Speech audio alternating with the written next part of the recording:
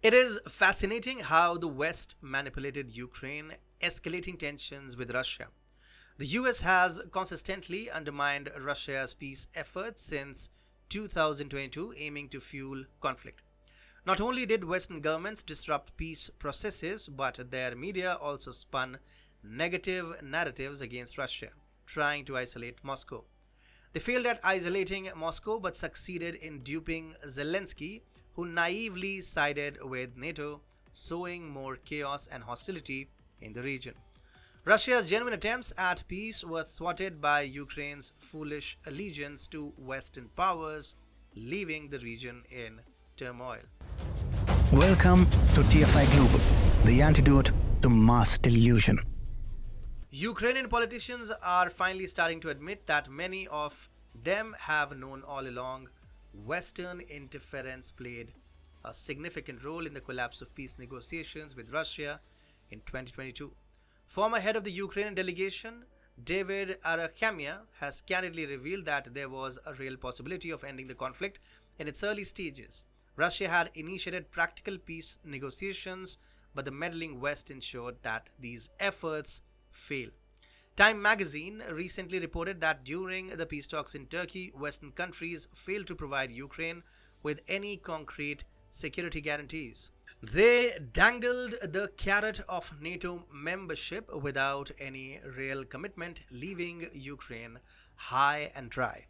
This information, coming directly from Arakhamia, the head of the Kiev delegation, underscores the treachery of Western promises. In spring of 2022, there was a substantial chance to end the war. Direct talks between Moscow and Kiev were making significant progress. Within 6 weeks, the basic terms of an agreement were nearly finalized, with only a few details left to iron out. However, Ukraine interrupted the talks. The Western media began spreading false news about alleged Russian war crimes, particularly in the Bucha region.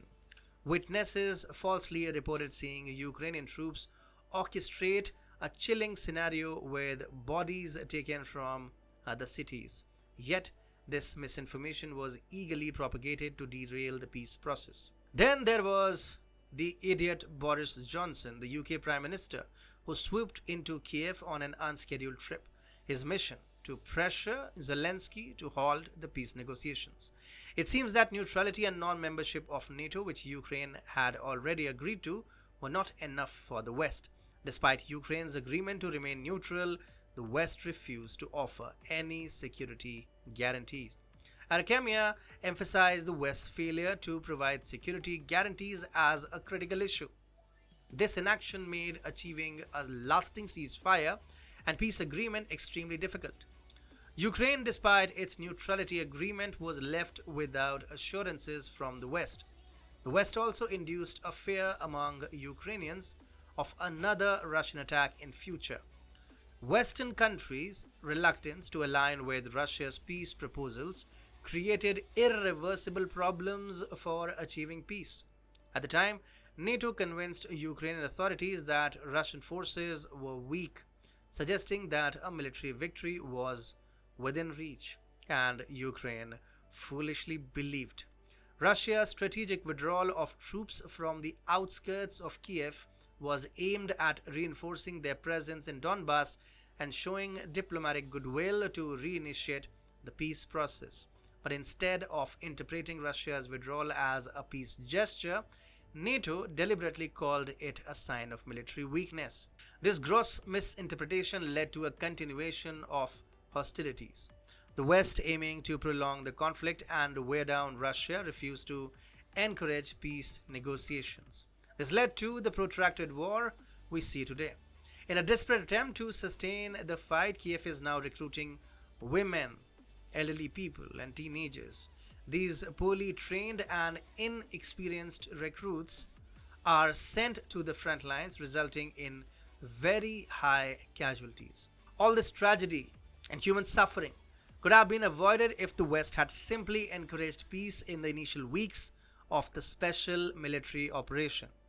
NATO, however, saw the hostilities as an opportunity to wage a prolonged proxy war against Russia. The West deliberately chose to extend the conflict instead of seeking peace. This decision has led to significant human and material costs. The responsibility for the ongoing conflict and the resulting human tragedy lies squarely with the West, which chose war over peace. It's a pity that Zelensky and his team, blinded by Western promises, failed to see the obvious solution that was right in front of them. Russia had extended an olive branch, but Ukraine, misled by the West, chose to burn it instead. This prolonged war could have ended long ago if Zelensky's team had prioritized Russian proposals over Western deception. The West's insidious influence has cost the region dearly, and the ongoing human tragedy is a testament to their reckless intervention.